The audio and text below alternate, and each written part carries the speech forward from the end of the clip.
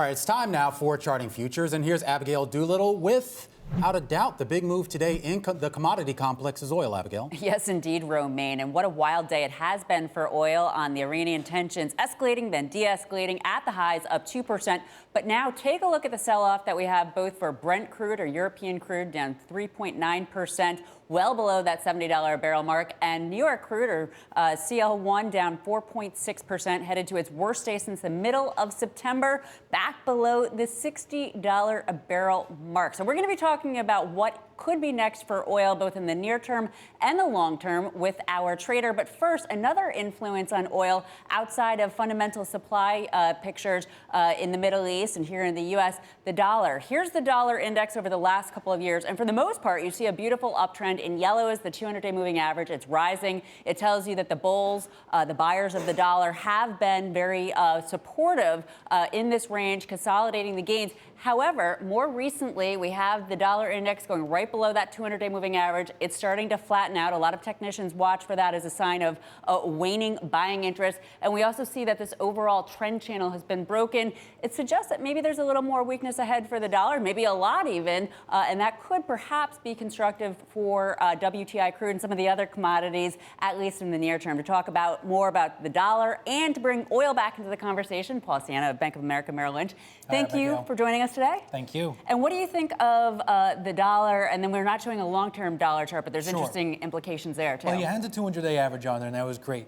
If the 50-day average was on there, what you'd see, there was a death cross in the dollar at the end of 2019.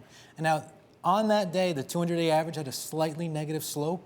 And in the past, 7 out of 8 times that's happened, the dollar's lower. Okay. So bearish. We broke that channel. Yes. There is a bearish bias. There is bearish technical damage. We could be transitioning to a downtrend in the dollar. So in theory, that should be bullish for oil. So let's take a look at your relatively near-term oil chart here in the Bloomberg terminal. So we have a daily chart of WTI crude oil prices here. Now, it doesn't take a technician or a genius to tell you that today's a bearish day for oil, down 4.5% plus that. But there are two reasons that have been driving oil prices higher. One, the reflation trade after the U.S.-China Phase 1 trade deal progressed, and two, these Middle East tensions. And what you can see over the course of the second half of 2019 is what we're calling a triple bottom pattern in the oil chart, or this daily chart. And the rally in oil prices above this yellow dashed line suggested that that triple bottom is in fact confirmed, and that oil prices should extend in Q1 upwards of $70 a barrel. Now, to complement that was actually a golden cross, the opposite of a death cross, where the 50-day moving average crossed above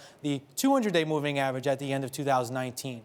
This suggests about 70% of the time, oil prices are higher 50 days later. That means there's still reasons to be optimistic for oil in Q1.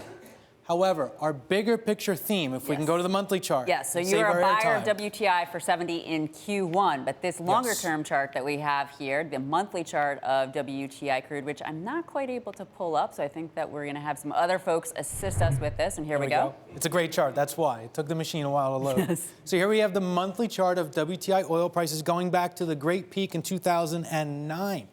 This downtrend is a 5-wave declining wedge. Our call in 2019 for 2020 is to patiently wait to sell the rip in oil prices. We want to see oil prices get up to that $70-ish a barrel point, because that is where double resistance essentially lies. At that point, the risk reward becomes very, very appealing to consider downside in oil prices, even something as drastic as a new 15-year low. So that was going to be my question, because when I take a look at this congestion pattern, the obvious target over the longer term would be $20 a barrel. So would that be what you would be selling for it once there's confirmation?